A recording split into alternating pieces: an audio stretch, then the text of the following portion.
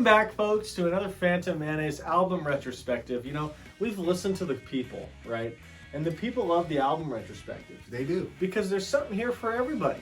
You know, if you're a musician, if you're not a musician, if you love music, if you hate music, there's something here for you. We're going to tell you what we think about different albums throughout time. And this week, we have something a little different for you guys. We have what was rated the #1 metal band of 2004, June 15th, coming to you is the most fucking metal, metal shredding metal of metal.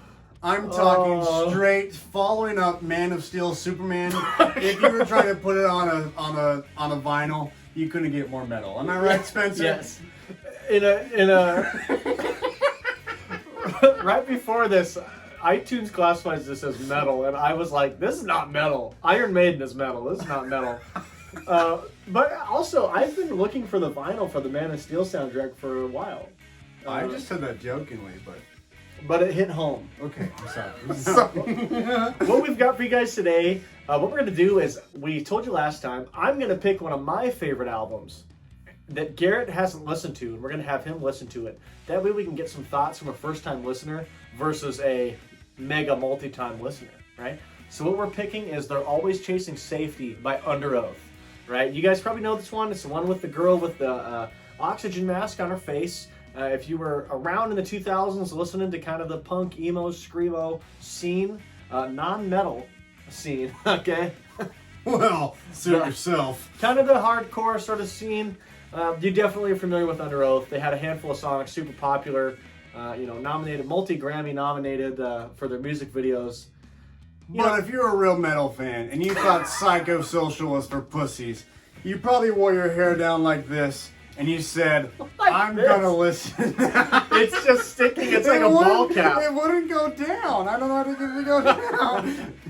If you were like this and you thought Psychosocial was for pussies, you turn on this most metal album of all time. No, it's not the most metal. This is medium to soft metal. Medium rare steak. Medium rare, I'll give you that. Medium rare metal here, folks. So, anyways, we got UnderOath. This album came out in 2004, summertime. Perfect for Warped Tour. Yeah, all right. That is a perfect Warped Tour album, without a doubt. Without a doubt.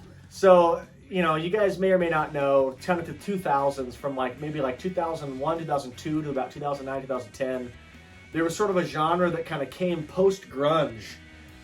Post-grunge, kind of pre-modern pop, where rock and roll was still really acceptable on the radio. Yeah. Bands like Paramore, Fall Out Boy, those kind of bands were popular on the radio, playing rock music. Yep. And so then there was the genre that was a little bit heavier than that. That was kind of that, what a lot of people would classify as screamo music, right? And one of the hit bands to come out of that was UnderOath. Yeah. And so there was a, Seattle-based, record company, Tooth and Nail, had a lot of popular acts at the time. Seattle, very synonymous with grunge music, and then into this sort of emo, screamo time period. And so UnderOath was part of the Solid State Records group, which is the Christian label. There was this kind of period in the 2000s where kind of Christian metal and Christian rock was hot. Yeah. And it was kind of a hotbed for artists to sort of call themselves a Christian label. Well, that's kind of the thing. I've always thought of, if I was ever an artist that made it, if I was ever trying to figure out, did I really make it or not, South Park would make fun of it. And South Park has an episode of them making a Christian album that came out around the same time period. Yeah. It was that big where South Park was like, Cartman's going to start a Christian rock band. And that's how you know if you made it or not. Yeah, no, I mean, one of my favorite... If The Simpsons or the South Park has made fun of it before, you've made it. Or Weird Al. Yeah. So. One of my best friend, Zach Golden, one of his really good buddies, was playing a kind of a, I would call, definitely for sure metal. Yeah. Maybe a very hardcore metal band at the time called, they Charge Like Warriors. And we went and saw them, and their shirt said, Satan will rise. And then the back says, and we will bring him down. And they were like a Christian metal group. Okay. But I would wear that to high school, and the front just says, Satan will rise. Yeah. And I just remember my French teacher being like, Spencer! Spencer! She thought it said... Mrs. Roper? Yeah. Oh, she thought it said, Batman will rise. Oh. And then finally one day I like took my sweatshirt completely off or whatever. Yeah. Immediate She kicked out of lost class. it. Yeah. Well, you know, it's funny. I was hanging out with his wife, Mackenzie, one day, and she was wearing a shirt that said, Clearwater Creative Survival Yeah. will rise. And so, you know, it was a good time. We just went around singing Good Golly Miss Molly together. Yeah, So, good. Yeah. So guys, this album came out in 2004, right in kind of the middle of this period where this music was super hot, right? And so a little background on UnderOath. They had been a band for a while out of Florida, Tampa area, doing a lot heavier, more instrumental type metal, like true metal. Tom Brady wouldn't let it happen if he was there. No, this was not Tom Brady's Tampa at all. And they had sort of transitioned on an album right before this called The Changing of Times, where their singer, they added a little bit more singing pop elements to the kind of metal. And it was really revolutionary. Like the name of the album really speaks to it, The Changing of Times, right? Yeah. And because really what I look at with this type of music is you look at a group like Nirvana, which we both are like head over heels in love with. How many times have we played with people and we look at each other and we play Stuntless Apprentice? Yeah. Just to piss people off because it's really funny. Dude, yeah. It's so heavy. And Spencer and I absolutely love Nirvana. Yeah. So it's fun. But you know how Nirvana really like took the heavy grunge sound that was popular, but they added, you know, Kurt had a lot of these kind of pop hooks. Yes. And that was what kind of elevated them on the charts. Yeah. Well, this is no different. They took kind of the metalness that they were stuck in, and they added some of those kind of pop hooky elements with a little bit of singing mixed in with the screaming. Yeah. It worked well. Yeah. And it got them the record deal that they wanted. But then they switched singers. There was a little bit of issue, whether it was a little bit of drug issues or commitment issues, or they didn't like it or whatever. They got Spencer Chamberlain to come in as a singer, and that's when this band really took off. Not this Spencer. I am not Spencer Chamberlain. Yeah, He's I better. wanted him to review this because this is my album. So Spencer takes over on lyrics, and his screaming in general is widely praised because he's one of the better live screamers, and he's one of the more easily understandable lyrically screamers. Yeah. And so that is kind of just the perfect combination that allowed UnderOath to kind of transcend genre and become popular. Yeah. So we're looking at their first album together with Spencer as the singer. Yeah. That's my long setup. All right. Well, and to kind of piggyback on that one, not piggyback. Spencer looked at me and he said, I want to do this album. And this is what I wanted to listen to. He said, well, first he started off with the fact that there are two singers. There's the lead singer and then their drummer, who is also a singer. They have one who screams and one who is just a rock singer. And then he said, I want to have you focus on the guitar and the drums as well. And so, you know, definitely someone who Spencer and I have jammed since and played together since high school. Yeah. So 10 years almost at this point. Or if not 10 for sure. Probably more. Yeah. And so, you know, we obviously have a love and infatuation for just awesome instrumental parts.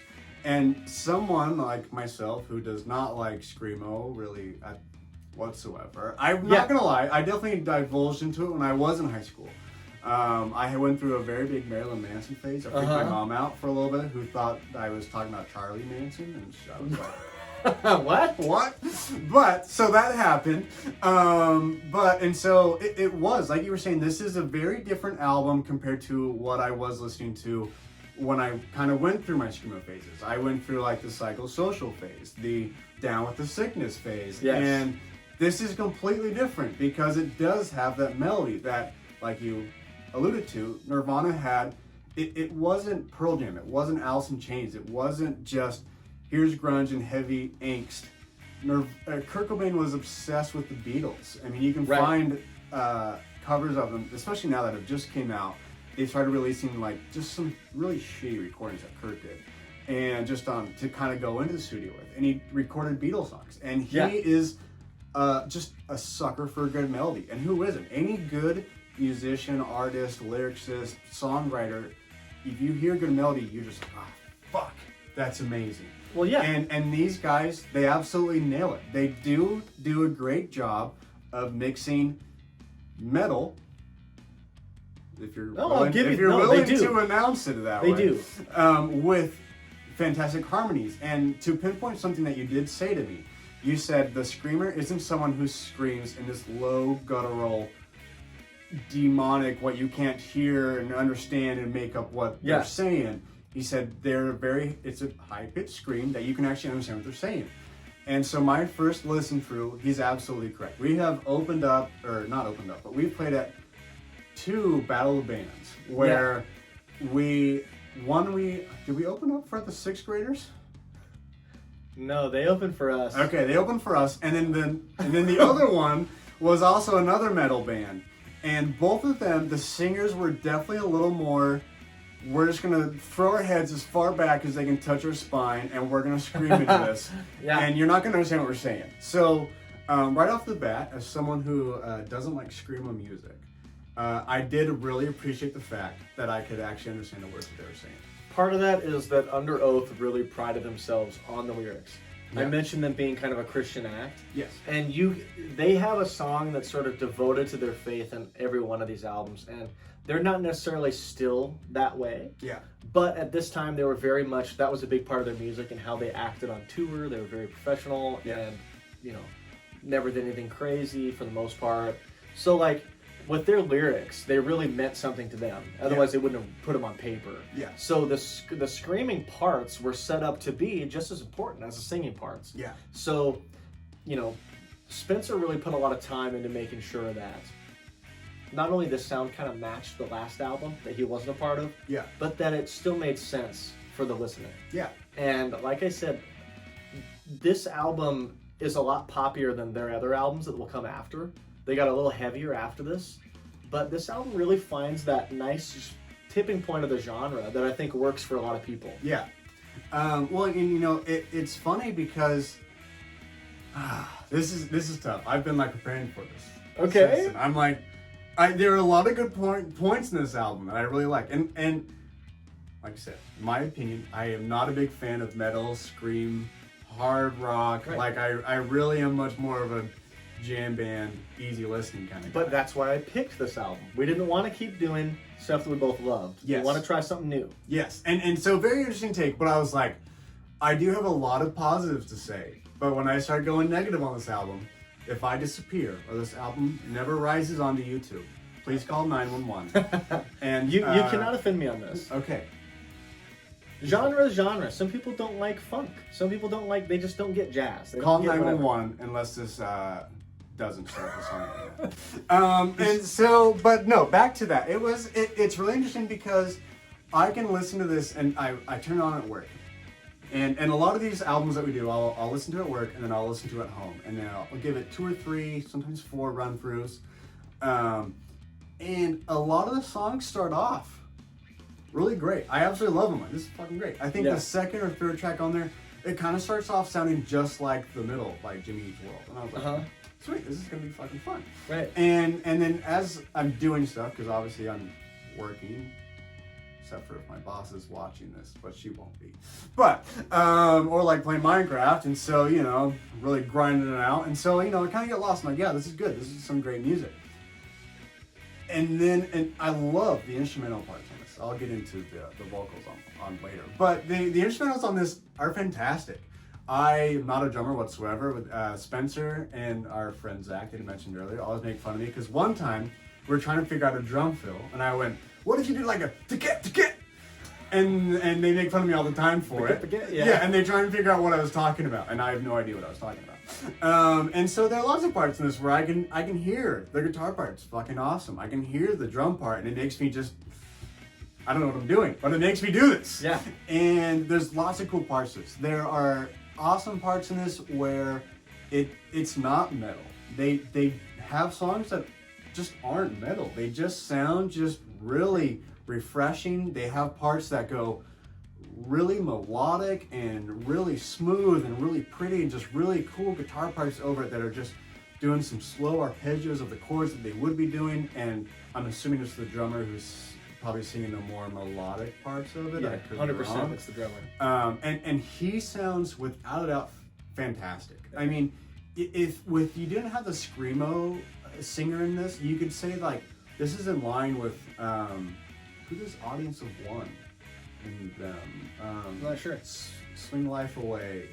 Audio Slave? Oh, Audio Slave? No, is it? I was gonna say I feel bad if it's Audio Slave and I didn't get that, but that's gonna bug the hell out of me. But Landon Green, if you're watching, you can tell me. But and so there are parts of this that makes it sound like you had alluded to kind of earlier. This is kind of just a step above the All American Rejects and those bands. And yes. It really is, if you took away some of the heavier parts of this, it would absolutely go hand in hand with them. Yes. And the instrumentals, that's a really funny thing. It's something that we've gone over every single album that we've talked about. Because they've always been kind of albums that are just different for every major band that we've listened to. Right. And they're all professionally recorded and so tight, so perfect, so clean. You have nothing to say as far as the recording goes. Like, there's nothing negative. You're like, yeah, this sounds amazing. And without a doubt, it absolutely does. You're like, there's not a single error. There's not a point in this where you could listen to it and be like, what the hell was that? Right. Like, it sounds just as clean as every other major label or every act that you could listen to on the radio. Right. So there's a few things here that make these guys special. One of them is the transitions. They found the right length of time that a person can scream before a non-screamo type person like yourself gets bored of that. Yeah. And that's when they'll mix in the melodic sort of hook. Yeah. And they found the right balance between Aaron Gillespie, the drummer, singing the more singing song type hooks versus the scream hooks. And they'll bounce off each other and flow really well. And that somehow gives an energy to the songs that elevates these guys above, like, some of the other bands of the era. Well, in some odd way, I don't even know if it's really possible. I mean, obviously it is because they did it, but they really found a way, because the screamer will still be screaming at the end of his line, just kind of holding out the scream, and the drummer will come in, and it's not like they're harmonizing, but he just comes in on a note that just matches so well with the scream above it. They don't clash whatsoever. You can listen to actual like screamo metal artists who only have one band or one singer. Yeah. And they can't do the sing to metal, especially on the level that these guys are doing, where the guy is still screaming and the other guy is singing underneath it.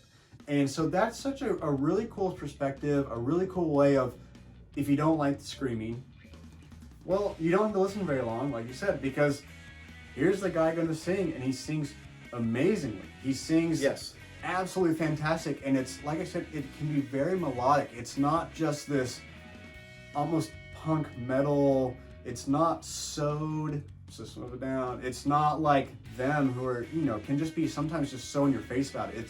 We can slow it down and sound very pretty and well thought out, and we're not just here to make noise. Yeah. And that's the biggest takeaway that I had about this, is it kind of reminded me of when I was reading a Dave Grohl biography. I can't remember what it's called off the top of my head, but he said he grew up in the DC area where there was a bunch of punk music going on, and it was huge at the time. And he goes, at some point, punk just diluted itself into who could make noise. It just sounded like just TV static.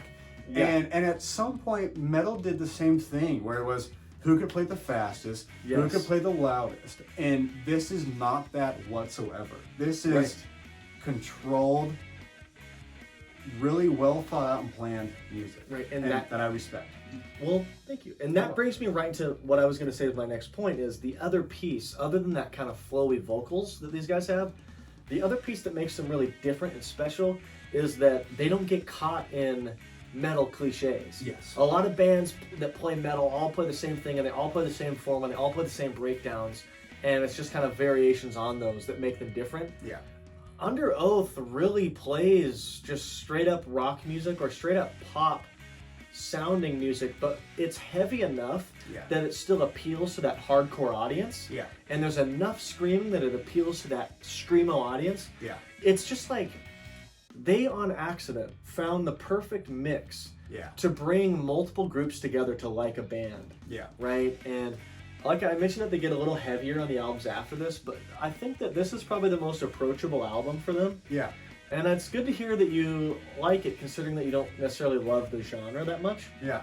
Well, and before we got into this video, we kind of were just kind of talking about it. I turned one on while we were just kind of preparing it, and you said, they have the live version of it too, which sounds amazing. You said a lot of acts that do this kind of music can't replicate what they do in the studio at a live show. Yeah. And so you turned on one of their live albums that they released during the pandemic. They're very, very recent. Like within the last month, they've released a live album. Yeah. Yeah. Of this album. And so you listen to it, and you can't tell the difference between this and the recording studio. And it's such a cool. There are so few bands that I can say that I have seen live that sound just like the studio. I mean, the closest. The one person I can say without a doubt sounded just as good as they did in the studio was when I went and saw Norah Jones in a completely different, opposite genre of this.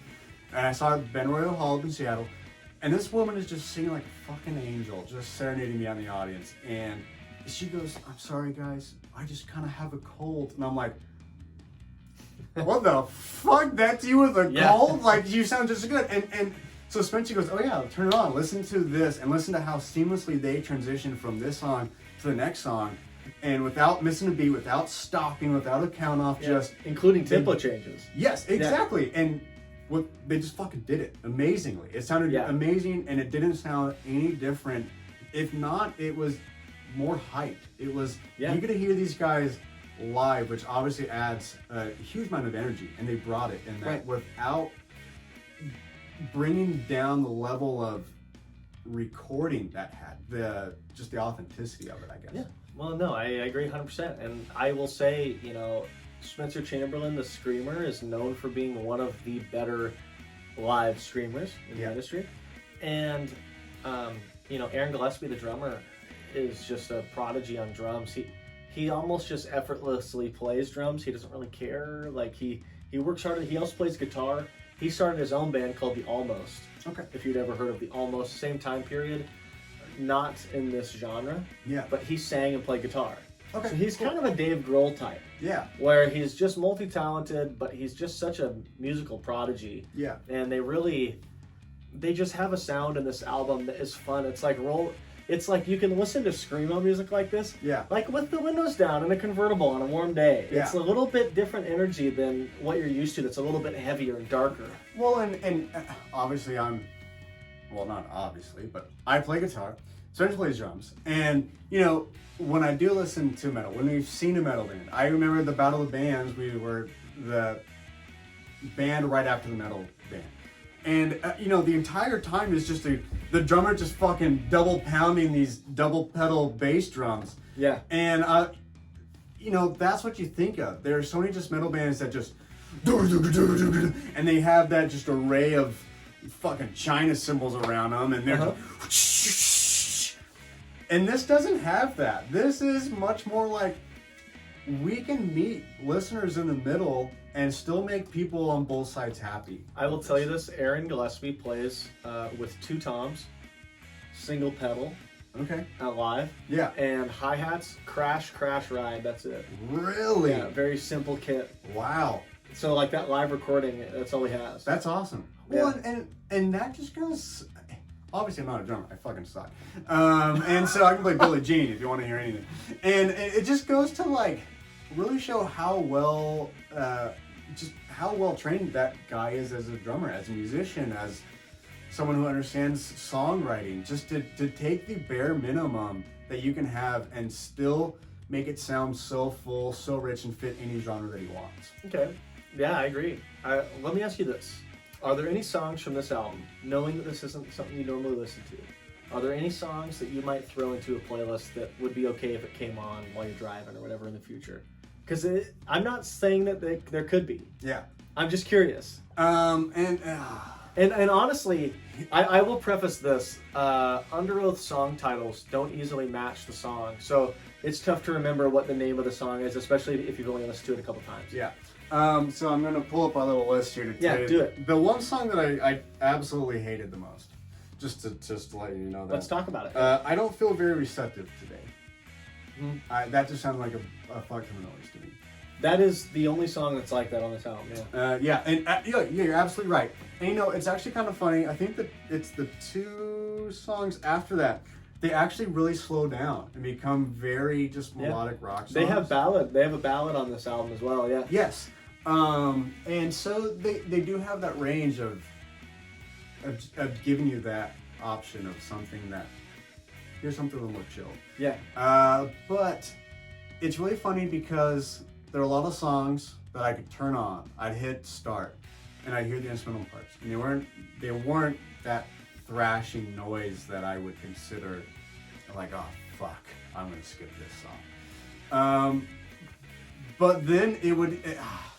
Spencer, I'm sorry to say this, but there were a lot of songs that were like, once they started screaming, I was like, if I wasn't listening through this to come talk about it, I would have skipped it.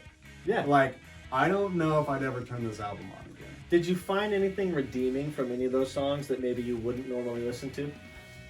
You know, I think the most redeeming thing about this was just how amazing it was able to sing. Sorry, Darth. Come on, Darth. Glad you're keeping your crotch away from me this time. That's a new thing.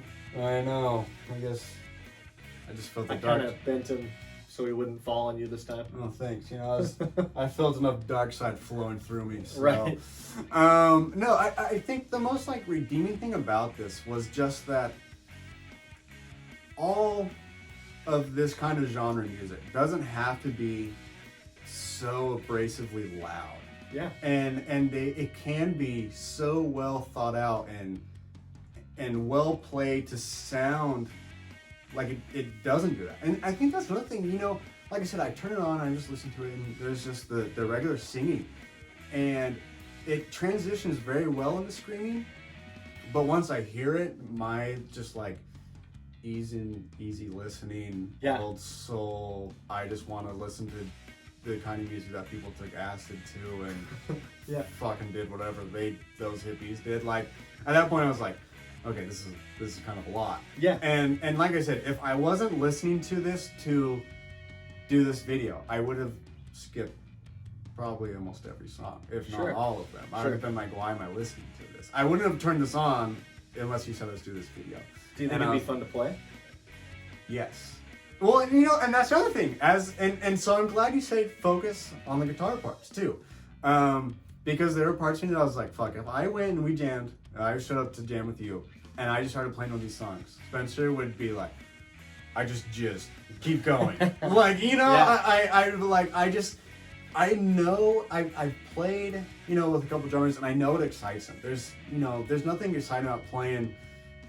Maybe it is, but you know, just your simple blues jam. For you, it's just the same thing over and over. It's 12 fucking bars of the same thing, and you get to have fun at the turnaround and right back into keeping it steady.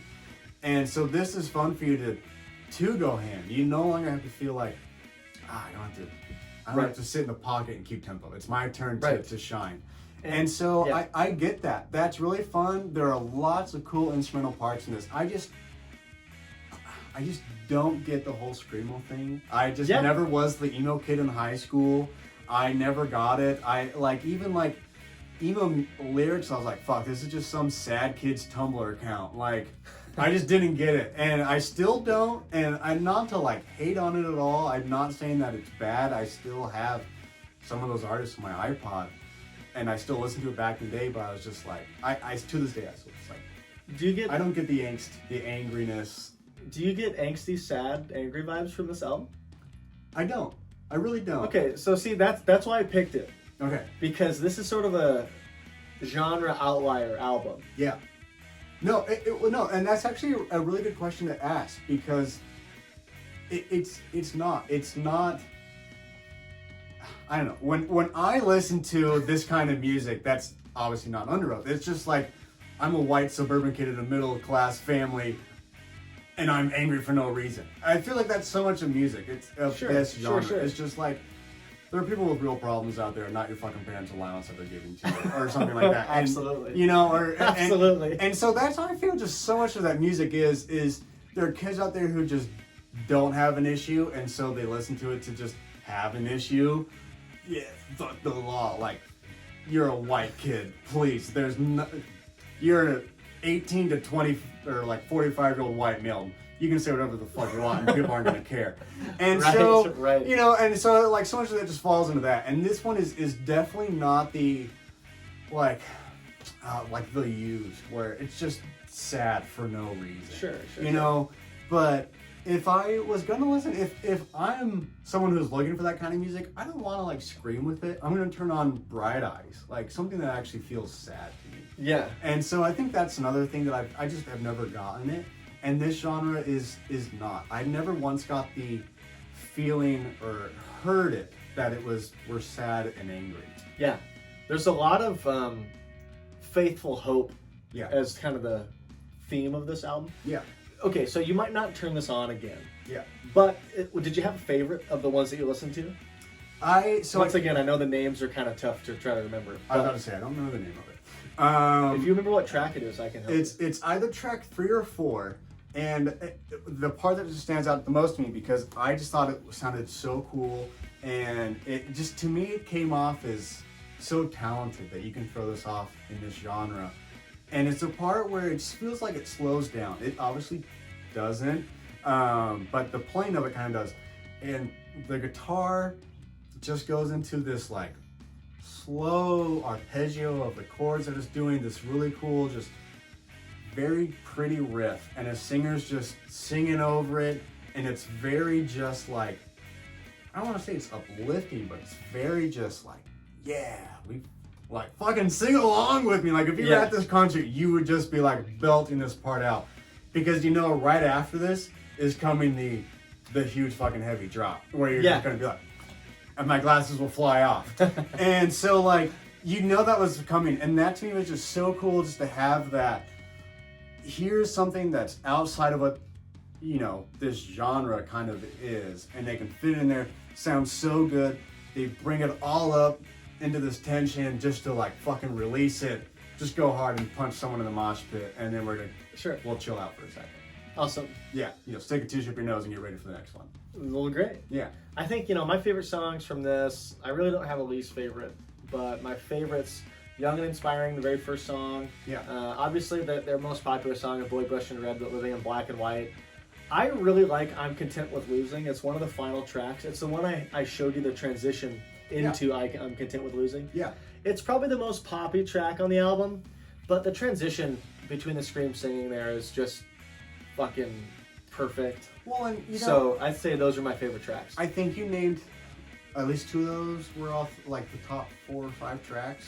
Yes. To me. And to me, those ones were the ones that stood out the most. I think those were the best tracks on the album. Yeah. I did think that those first couple of tracks were, especially to someone who doesn't like the music, I hate keep saying that, but I thought to me those were definitely the most fun to listen to. Okay, good.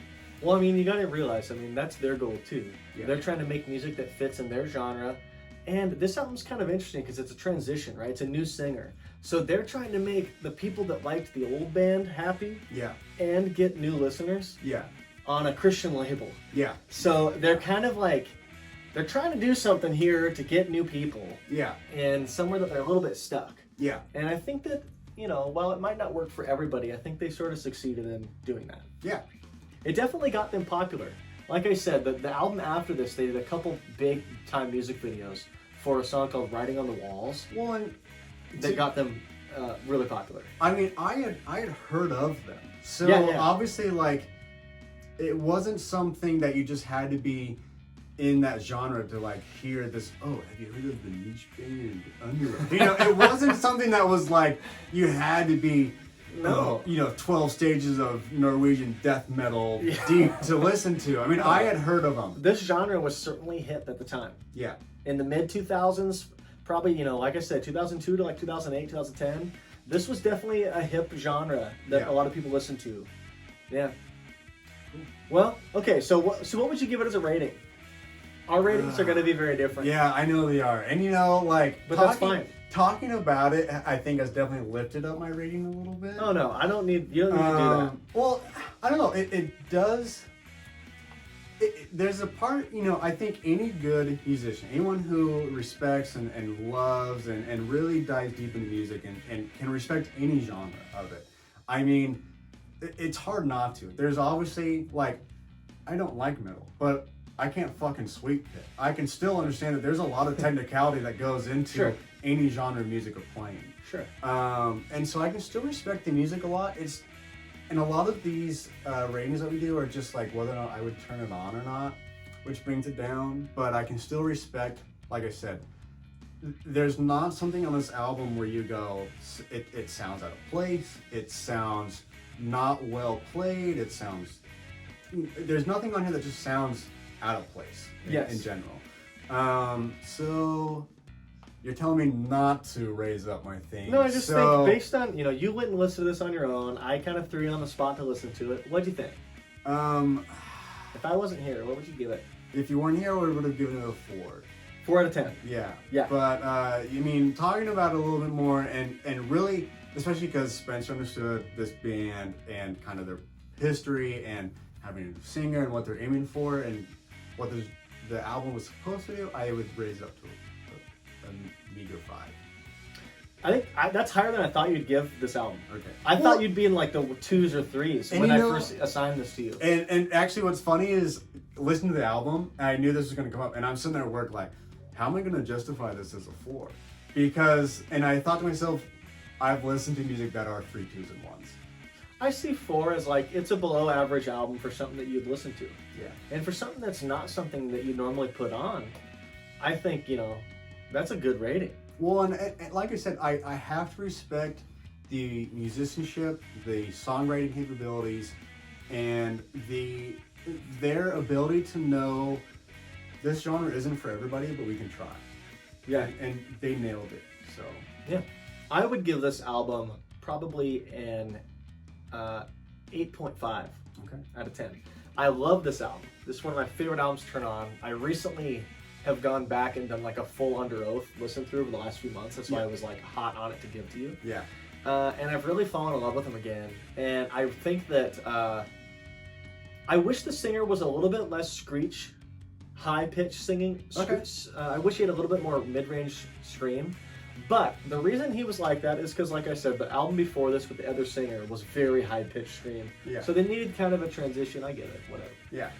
And I think that they kind of fall into pop tropes that I think probably the label wanted them to do more so than they wanted to do. I can see that. And I think that they got away from that in the next couple albums. I think they did better in the next couple.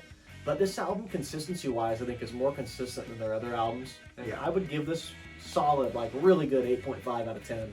Well, and yeah, I could see it if you're someone who's going to fucking Warped Tour. Yeah. This band would be awesome to see. Like, it would be. It would be really fun to see. I mean, like I keep saying, it's just not my cup of tea. But I could absolutely see how, like, oh, yeah, listen, you're hearing these guys? These sounds like we're about to go and fucking bang our necks so hard that they break. Like, I can see it. I can hear it. Yeah. So. Well, there you go, folks. There's our ratings. Let us know what albums you want us to listen to next. I think that next album retrospective, Garrett's going to give me an album that I haven't really heard before. And we're going to talk about that. So we're going to kind of flip the roles here. And so, anyways, let us know what you guys think. Thanks for joining us. And have a Mayo day. Hope you like Miley Cyrus. Have a good Mayo day.